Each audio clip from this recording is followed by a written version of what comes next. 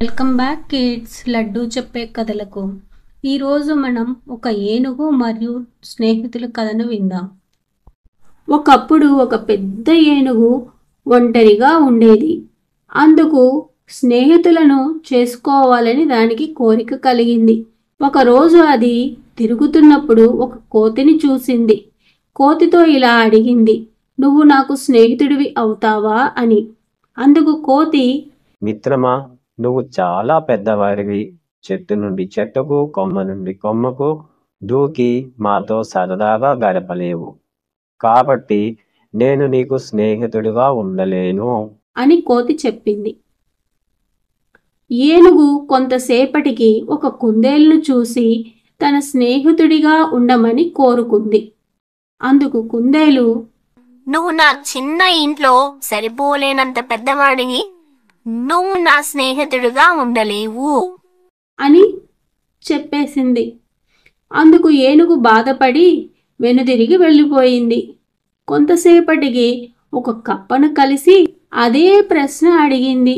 అది ఏమిటంటే, నువ్వు చాలా పెద్దగా బరువుగా ఉన్నావు మరియు నాకులాగా దూకలేవు, కాబట్టి నువ్వు నా స్నేహితుడు అవ్వటం అనేది జరగని పని అని అంది కప్ప. అందుకు ఏనుగు బాధపడి నడవటం మొదలుపెట్టింది. కొంత సమయానికి ఒక నక్కను కలిసింది. నక్కను కూడా అదే ప్రశ్న అడిగింది, నువ్వు నాకు స్నేహితుడివి అవుతావా అని.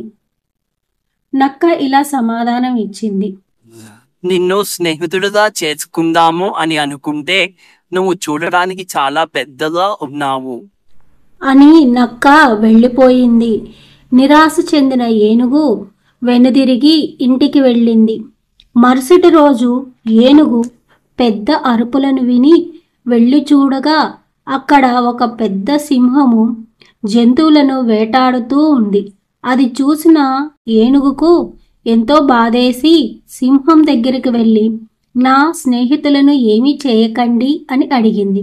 అందుకు సింహం కుదరదు అని ఏనుగుతో గొడవ పడింది. కానీ ఏనుగు బలం ముందు సింహం సరిపోలేదు. వెనుతిరిగి వెళ్ళిపోయింది. అది చూసిన జంతువులన్నీ ఏనుగుని ఎంతో మెచ్చుకొని అప్పటి నుంచి తనతో స్నేహం చేయడం మొదలుపెట్టాయి. నిజమైన స్నేహం గురించి చెప్పేదే ఈ కథ. మనం ఇబ్బందుల్లో ఉన్నప్పుడు వచ్చి సహాయం చేసేవారే మనకు నిజమైన స్నేహితుడు. Thanks for watching. Explore our other videos by visiting us. Subscribe, like, share, comment.